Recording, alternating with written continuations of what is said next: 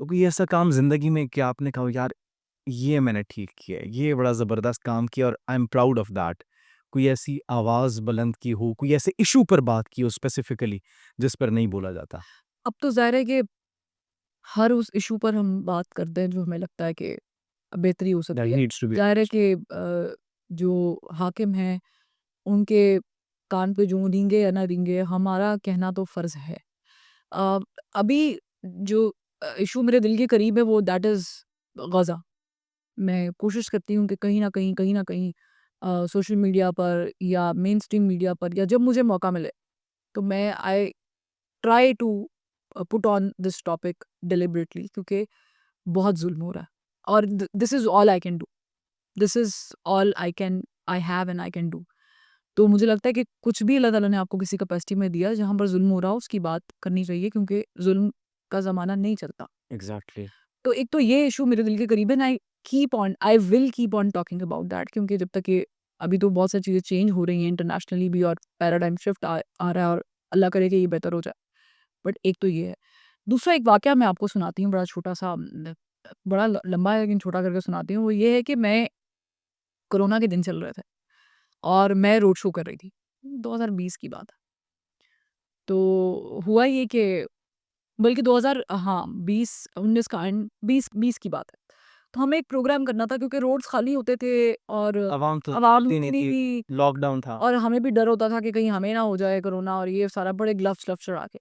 तो एक दिन I went to do a show एक शख्सियत हैं, बहुत ही पोलाइट शख्सियत है। उन वो एक चलाते हैं ओल्ड एज होम, बिल्कुल अपनी कैपेसिटी पे, नो फंड्स। तो 2-3-4 लोग हैं, बड़ी उम्र के वो बुज़ुर्ग हैं, उन्होंने ये इनिशिएटिव लिया है। तो मुझे कहा कि यार हमें और तो कुछ मिल नहीं रहा तो यहाँ पे शो कर लेते हैं, इनके साथ कर लेते हैं। तो उनके पास कोई 17-18 लोग थे जिनको बच्चों ने बाहर निकाल दिया या जो बेचारे ज़हनी तौर पे कमज़ोर थे और उनको पता नहीं वो कहाँ से आए। तो मैं इंटरव्यू कर रही सबके पूछ रही कि क्या स्टोरीज़ हैं, कैसे है? तो मुझे उन्होंने मैं उनका नाम भूल गई, मसूद साहब नाम है उनका। मसूद साहब ने मुझे बुलाया और कहा, "बच्चे, आप इतना अच्छा काम कर रही हैं, तो एक बंदा है मेरे पास, जो कि काफ़ी सालों से है, लाइक 2-3-4 साल हो गए और वो हमें मियानी साहब कब्रिस्तान से मिला था और he was eating his own a a, excretion जो भी गंध है फ़ुज़ला है वो ही वाज़ ईटिंग दैट। जब हमें वो उस हालत में मिला, वो ज़हनी बेचारा मफ़लूज था और वो बोल भी नहीं सकता। तो हमें जब ये मिला तो हमने इसे साफ-सुथरा किया, इसे लेकर आए और अब हमें ना इसका नाम पता है और उसकी उम्र भी कोई ग़ालिबन 40s में था। अब इतनी ही लग रही थी अंदाज़े से। तो उन्होंने कहा कि हमें पता नहीं है ये कहाँ से आया। तो अगर तुम इसका कुछ कर दो ना, तो बड़ी मेहरबानी होगी। अच्छा मुझे एक 1 मिनट के लिए लगा ये पत्ता बात भी नहीं कर सकता। मतलब ये तो आप बोल सकते हो ना, वो बोल भी नहीं सकता, उसको सलाहियत नहीं दी कुदरत ने और ये ज़हनी तौर पे भी कमज़ोर है अ, स्पेशल है बेसिकली। तो मैं इससे क्या बात करूँगी? बट मैंने कहा नहीं मैं इसको चलें हम करते हैं। तो मैंने उनके साथ जो है टीवी पे मेरी कैमरे में खड़े होके कहा कि ये हम इस तरह मिले थे इनको। अगर कोई इनका वाली-वारिस है, जानने वाला है, तो वो यहाँ पर कॉन्टैक्ट कर सकता है, जो भी है। मैंने वो बोल दिया। तो after a week after not a week exactly but 3-4 दिनों के अंदर-अंदर माय प्रोड्यूसर कॉल्ड मी।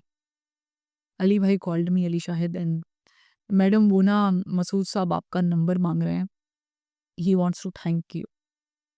तो मैंने कहा थैंक मी फॉर व्हाट? मैंने कहा वो बस आप उनसे सुने तो वो बड़े खुश थे। तो मैंने आपका नंबर दिया आपको कॉल करते हैं। ख़ैर मैंने फ़ोन बंद किया 2-4 मिनट में उनकी कॉल आ गई। तो कॉल आई तो उन्होंने मुझे बोला कि वो जो आपको याद है वो जो मैंने आपको बताया था शख़्स और वो बोल नहीं सकता। मैंने कहा जी, जी बिल्कुल। कहते उनका ना वो मीरपुर से उनकी फ़ैमिली लेने आई है उनको। तो मैं आपको बता रही हूँ मेरे रोंगटे खड़े हो गए। वाह! मैंने कहा ये कैसे मुमकिन हो गया?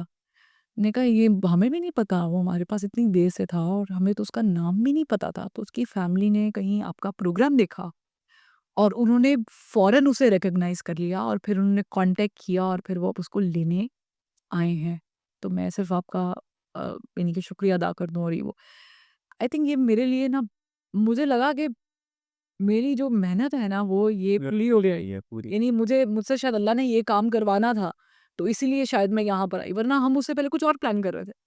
तो ये इंसिडेंट मुझे बहुत हमेशा याद आएगा, आता भी है। और सब कुछ करने वाली ज़ात अल्लाह ताला की। अल्लाह ताला ने बेशक बेशक वसीले बनाए, उनको बनाया ताकि वो ख़्याल रख सकें, और हम गए, और हो सकता कोई और भी हो सकता था, लेकिन अल्लाह की मेहरबानी है, अल्लाह ने चुना मुझे। और इस तरह के 1-2 और छोटे-छोटे वाक़यात जो रोड शो के दौरान बड़े मेमोरेबल इंसिडेंट रहे हैं। जैसे मुझे याद है कि हम कोरोना के ही दिन चल रहे थे, तो हम एक जगह पे प्रोग्राम करने गए, वहाँ चाय का होटल था, वो बड़ा छुप के खोला हुआ था उन्होंने। 2-4 लोग बैठे थे, हमने कहा चलो इनसे बात करते हैं, और टॉपिक भी पॉलिटिकल था। तो मुझे याद है कि वो जो चाय वाले थे, वैसे पाकिस्तानी चाय वाले और रेडी वाले वो बहुत ज़्यादा तज्जिया होता है बहुत तो कमाल था जी, उनसे सीखने वाली बात होती है। लिटरली तो वो भाग के जब आए ना, तो आने के बाद उन्होंने मुझे बोला कि मैं आपको ज़रूर इंटरव्यू दूँगा, लेकिन आप इधर रुके, मैं आ रहा हूँ। And he ran away.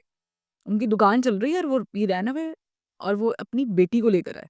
अच्छा that time she was in like 9th और 10th स्टैंडर्ड। लाहौर की बात है लाहौर की बात है। और वो लेकर आए बच्ची को, और उन्होंने कहा कि ये मेरी बेटी है, और मैं आपका शो देखता हूँ, और मेरी दुआ है कि मेरी बेटी आपकी जैसी हो, वाह आपकी जैसी बने, और आपके जैसी हो। मुझे इतनी खुशी हुई कि और ये छोटी-छोटी चीज़ें, वैसे बुरा तो दुनिया में बहुत कुछ होता है। मतलब इस दुनिया में दादा मौत जो है सदा पूरी करने के लिए भेजा गया था। कोई पिकनिक नहीं है हमारे लिए। लेकिन अच्छी चीज़ें जो छोटी-छोटी होती है ना, वो आई थिंक यही बहुत होता है। ये आप एनर्जी को भी आपकी बूस्ट कर देती है आपकी मैं कहता हूँ थकावट भी सारी उतर कुछ जाती है यानी कि आपको लगता है कि जितना बुरा पीछे हुआ, जितनी वो याद ही नहीं रहती।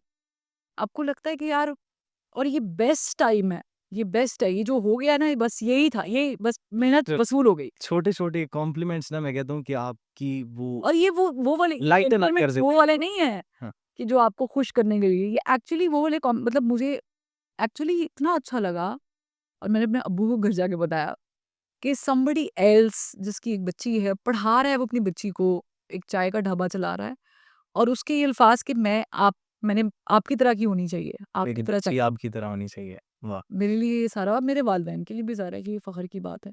तो इस तरह के इंसिडेंट्स मैं इस तरह के ही याद रखती है।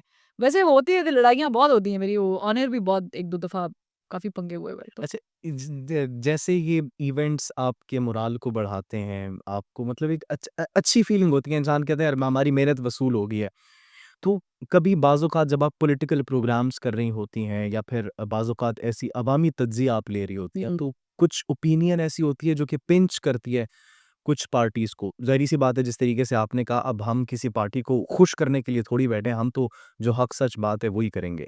तो कभी